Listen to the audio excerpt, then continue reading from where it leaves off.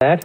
But for now, the restaurant is shut down again. With another controversy, the fight over those high-dollar toll lanes planned for I-77. Last night, town of Davidson passed a vague resolution asking Senator Jeff Tarte to work on the issue in Raleigh. But other towns have been more direct, asking Tarte to introduce a bill that would stop the tolls, even though the state's already signed a contract with a private company to build them.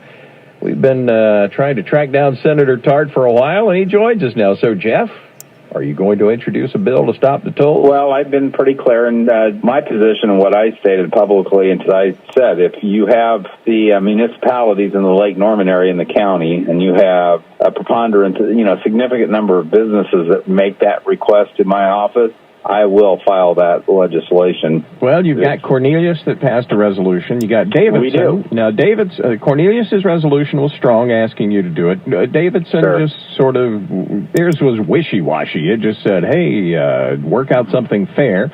Mecklenburg County Commission may approve it. So it seems like there's a fair amount of push for you to introduce it.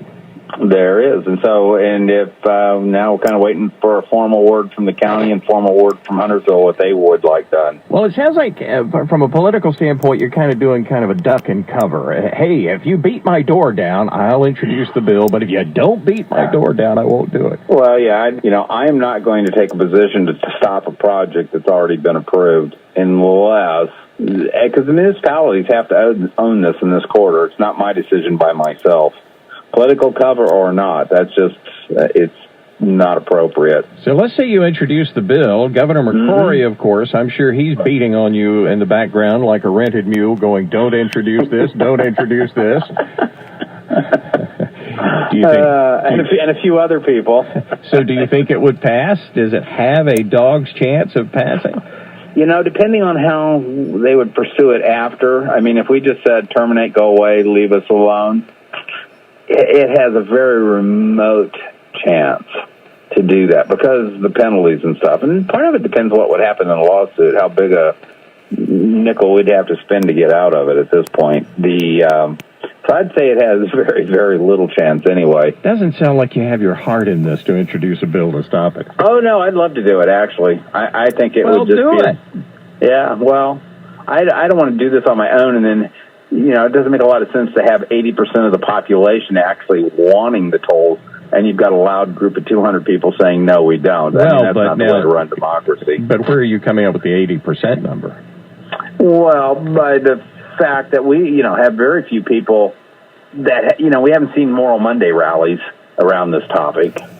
Sounds like if I was a betting man, I would bet that you're getting ready to pay the tolls. I would... I think there's a remote possibility we could actually file this bill. But it doesn't mean we still won't be paying tolls. The heart of this issue was we were told years ago the only way we have the potential of widening I-77 in the next 25 or 30 years is tolling because there is no funds available. Now we come today and we turn the economy around and the governor announces we have $3 billion we can borrow. And then we say, good. We'd like to be part of that program because the rules have changed. And everybody says, nope, you get tolls. Seems like you want to put on your political boxing gloves then if it's unfair and get it changed. Well, we've sure been talking to a lot of members. Problem is, you've got 165 other people who, take your tolls, go away, be happy, leave us alone. We'll continue to do our things in the rest of the state. That's the issue. You got to convince 87 other people to agree what you're going to do or want to do. And the problem at this point is the termination penalties are significant enough. There's a lot of people who would view that as throwing money away and getting nothing in return. And that's another issue we'd have to address. And then the counter side to that argument is, well, it's better to cut your loss, waste a little bit of money rather than potentially waste a lot of money that won't solve a congestion issue in the corridor. So there's just a unbelievable list of issues around this thing that have surfaced. And it's not going to get solved very easily. No, it won't. And, again, we've been right up front. This probability of this changing is very, very slim. There's no question. A long shot is an optimistic view. All right, thank you, Jeff. Senator Jeff Tarte on those I-77 toll lanes that are proposed with their $20 round-trip toll from Charlotte to Cornelius. He does not think he can stop it. He might introduce a bill, but he might not. The state has already signed with a private company to build the lanes and collect the tolls for the next 50 years. So we'll see what happens. 10 after 6, Charlotte 77. I bet we have a lot of our friends stuck on it right now. Oh, yes, sir, Mark, we do. And traffic.